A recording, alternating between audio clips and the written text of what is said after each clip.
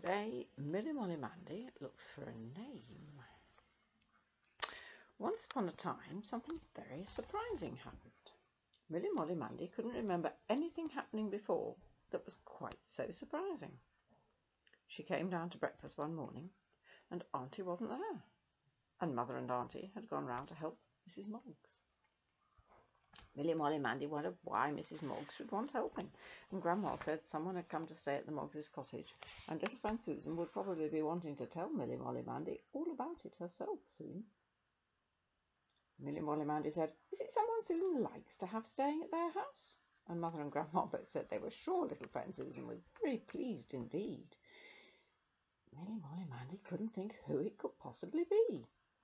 But directly after breakfast, little friend Susan came round to call for Milly Molly Mandy, because she couldn't wait till Milly Molly Mandy came to call for her on the way to school. And little friend Susan was so bursting with excitement and importance she could hardly speak at first. And then she held Milly Molly Mandy tight and said, "Milly Molly Mandy, I've got a little baby sister come to live at our house, and it's too small to have a name yet, and it hasn't got any hair." Well, Grandpa hasn't got any hair, but he's got a name. Milly Molly Mandy was so surprised she couldn't say anything at first except "Susan." And then she did so wish it could have been her little baby sister. But little friend Susan said generously, "You can share it, Milly Molly Mandy, and it can be your nearly sister, and we'll take it out riding in the pram together." Then Milly Molly Mandy asked about its name, and little friend Susan said they were looking out for a nice one for it. So Milly Molly Mandy said she'd help look too, because they must find an extra specially nice name. Sounds as if they're going to find one under the hedge, doesn't it? Milly Molly Mandy walked all the way to school almost without saying anything, because she was so busy thinking about the little baby sister and what its name was to be. When Miss Muggins's niece Jilly caught them up at the school gate, Milly Molly Mandy said, "Susan's got a new little baby sister." And Miss Muggins's Jilly said, "Has she? I've got a new kite, and it's got a tail that long." Which is rather disappointing of Miss Muggins's niece Jilly. Little friend Susan said, "It hasn't got a name yet." And Miss Muggins's Jilly said, "Hasn't it? My doll's name is Gladys." But Milly Molly Mandy didn't like that name much. After school they met Billy Blunt going home, and Milly Molly Mandy said, "Susan's got a new little baby sister." And Billy Blunt said, "I'd rather have a puppy." I think I would too. Which sounded rather queer of Billy Blunt, but anyhow, next day when Mrs. Blunt sent him to the Moggs' cottage with a bag of oranges for Mrs. Moggs, he bought a little pink rattle at Mrs. Muggins's shop and put it in the bag. And nobody knew it was from Billy Blunt till they thanked Mrs. Blunt for it, and she said she didn't know anything about it. When they passed the forge, the blacksmith was working the handle of the great bellows up and down to make the fire roar, and after watching for a minute or two, Milly Molly Mandy couldn't help saying to him, "Susan's got a new little baby sister." And the blacksmith said, "Well, well, well, you don't say," and almost dropped the handle, which was very satisfactory of the blacksmith. And then little friend Susan said, "It hasn't got a name yet." And the blacksmith, whose name was Mr. Thomas Rudge, said, "Ah, Thomas is the very best name I know. If she's a young lady, you call her Thomasina." Milly Molly Mandy and little friend Susan didn't like that name much, but they did like the blacksmith. His eyes were so twinkly. And when Milly Molly Mandy got home to the nice white cottage with the thatched roof, she saw Mrs. Hurley's little handcart just outside the gate, and Mrs. Hurley standing at the side of it, cutting up fish. There she is.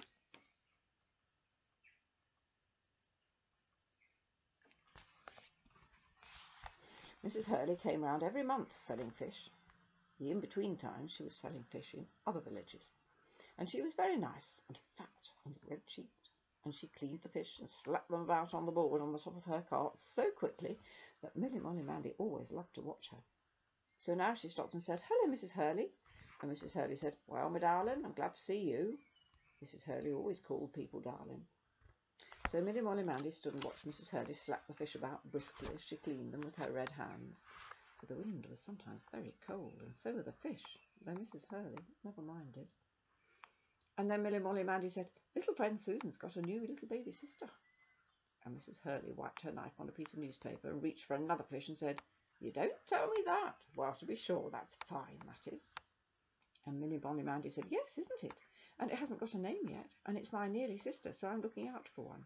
What are your children's names, Mrs. Hurley? And Mrs. Hurley said, well, there's Sally, she's my eldest, and Rosie, and Minty, her name's Ermintrude, and Gertie and Poppy, let me see, all the rest is boys, so that's no good to you. But MillyMollyMandy didn't like any of those names very much. I thought of Mayflower, which is a princess's name in a book, but it spoils it to put Moggs after it, said MillyMollyMandy. It's quite difficult to find a name for a baby, isn't it, Mrs. Hurley? But Mrs. Hurley, putting the fish which MillyMollyMandy's mother had brought onto a plate, said cheerfully, well, then you can be thankful it's only one, my darling. I had to find 11 for mine, bless their hearts. And then she gave MillyMollyMandy a little fish, just for her very own self to eat for supper, to celebrate the new little friend, Mrs. Hurley said. And MillyMollyMandy was pleased. While she was eating her little fish, nicely fried, for supper, and enjoying it very much, and Father and Mother and Grandma and Grandpa and Uncle and Auntie were eating their ordinary fish, and enjoying that too, they all talked about names. Grandpa said, oh, I guess Emily's a nice enough name for anybody. Emily was Grandma's name. But somehow, MillyMollyMandy didn't think it would suit the new little baby. Grandma said, I used to know a little girl called Holly. She always had her dresses trimmed with red or green. And MillyMollyMandy thought that was quite a nice name. Father said, I prefer Polly to Holly myself. But MillyMollyMandy didn't want the baby to have a name which really belonged to Mother. And Mother said, how do you like Primrose? It sounds fresh and pretty. MillyMollyMandy thought it sounded a very nice name. Uncle said, what about Sarah Jane? But MillyMollyMandy didn't like that name at all. Auntie said, try Amaryllis. But MillyMollyMandy couldn't say it very easily. So she thought over Holly and Primrose, which she liked best, and then she decided, as the baby had come in the spring, it had better be Primrose. So next morning she went round early to the Moggs' cottage on the way to school to ask little friend Susan if the baby could be named Primrose.